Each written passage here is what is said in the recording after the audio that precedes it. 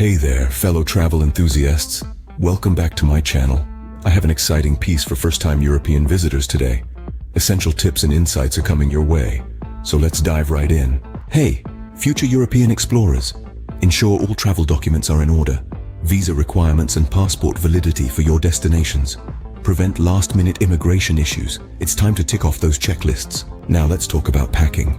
Europe's cities, countryside, and climates call for versatile clothing. Comfortable shoes are a must, plus a universal adapter for devices. Be a smart packer and save space for souvenirs. Moving on to transportation. Europe boasts a top-notch public transportation system: trains, buses, and metros. Buy a travel card for easy exploration.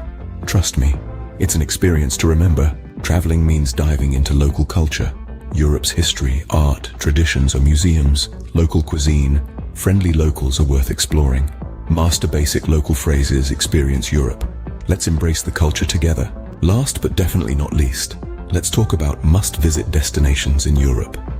Venice's romantic canals, Paris's majestic Eiffel Tower are iconic landmarks.